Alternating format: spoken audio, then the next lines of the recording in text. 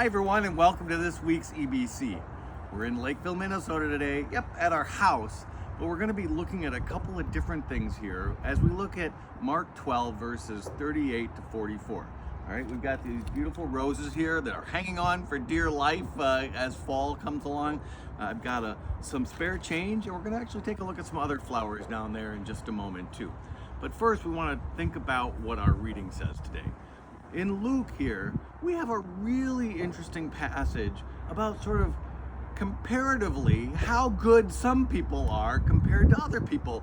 And frankly, it's sort of a strange passage from the standpoint of grace, from the standpoint of the fact that we know that we don't earn our salvation. And so the idea that we'd sort of be comparing ourselves to whether we're better than some people or worse than some people seems a little foreign to us. And when we look at these passages, we're going to see at the end that it's not really about comparing yourself to others, but it is about some of the messages that Jesus has when we think about what we're doing ourselves with the gifts that God has given us.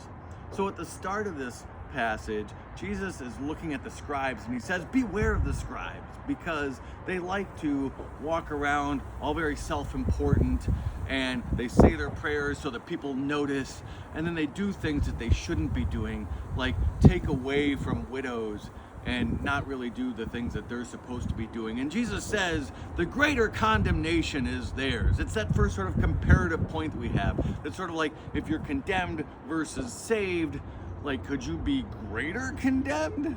Right? It doesn't make a lot of sense there. But we have that first, and it's really a message about not being hypocrites. But then the story changes. Instead of Jesus talking at us, the story changes to a story in which Jesus is actually sitting and being an observer in the temple as people are bringing their gifts, as they're bringing their offering. And it says that Jesus sat down opposite the treasury. And I have this mental picture in my mind, at least, of Jesus sitting down sort of quite a ways away from people bringing in their offerings. And yet somehow he can still tell what people are bringing. We sort of have that same sort of visual of people sort of making quite a point of bringing in a lot of money when they're rich. And Jesus can tell that the rich people are putting vast sums of money into the offering.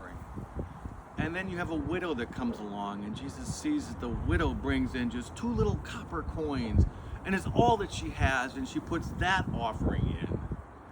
And then Jesus asks, who has given the greater amount? And he says, blessed is this woman who has given everything that she has.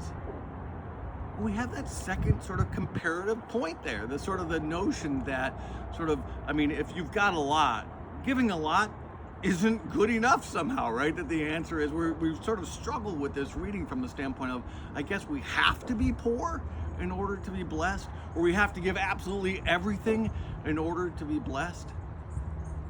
But the real issue here relates more to the fact that as Jesus is seeing these people come in, he's not really trying to compare them to one another. And here's a couple of easy ways to be thinking about that.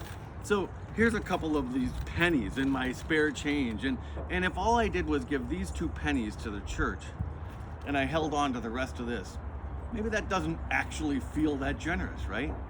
If this was all of the money I had and I poured all of this in, would that feel more generous? If we were watching people, we don't do this really, and at St. John's, right, we pass the plate, we don't actually sort of watch what people are doing, what they're giving. We give online these days, people can't see it anyway, right? But if we were watching what people were doing, what else would we need to know whether this offering was everything I had? Would you need to know whether or not I had a big bank account compared to this? Would you need to know whether I'd been saving this forever for something really important? What would you need to know?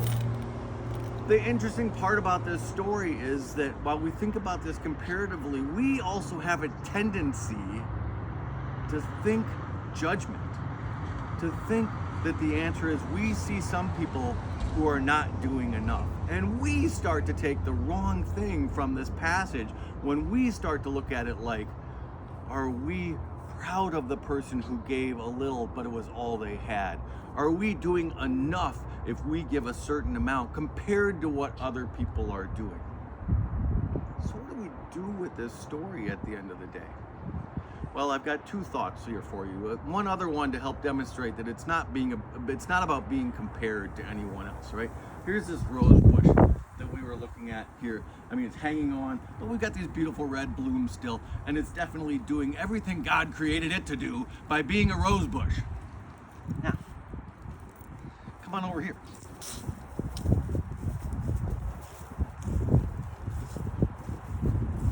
Here we've got some other flowers that are hanging on desperately here in the fall, and you know what? As long as there's some water for them, they've been blooming like crazy here still. And if you think about those, now, if we think about the way we apply sort of our norms in life as like roses, oh, they're very fantastic flowers. This little bed of flowers here, I can't even remember the name of them. Maybe they're not as important, but you know what? God made these flowers to be these flowers the best that they can do.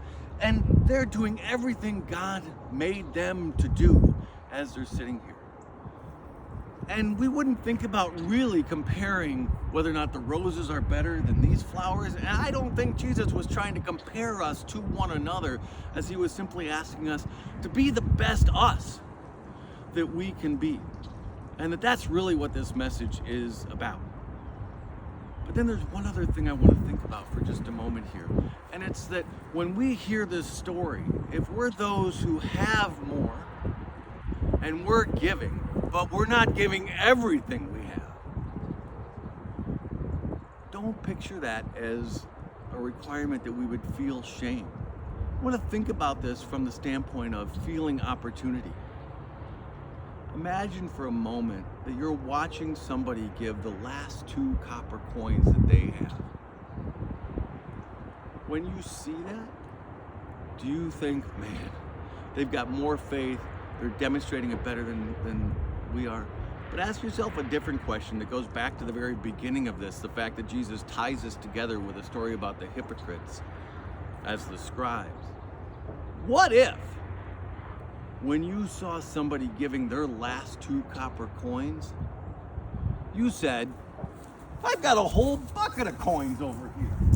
And you know what I can do? I can give the 2 coins you are going to give. You keep the money you have. You do with it what else you need to do, because I, as a brother and sister in Christ, can pick you up. That's my opportunity to help demonstrate God's love by saying, I've got you today. Keep the little amount of money that you have left. And look, maybe the person will and maybe they won't. Like, no, this is my act of faith, and they'll give those 2 coins, but it's opportunity, not shame, that Jesus is showing here. The chance to see that widow come forward with that tiny little bit of money, but it's all the money she has, and say, I can help. So everyone, look for those moments where people are doing all that they can do, and see if you can't chip in a way that doubles that effort. All right, so everyone, have a great week, and look out for places to share God's love.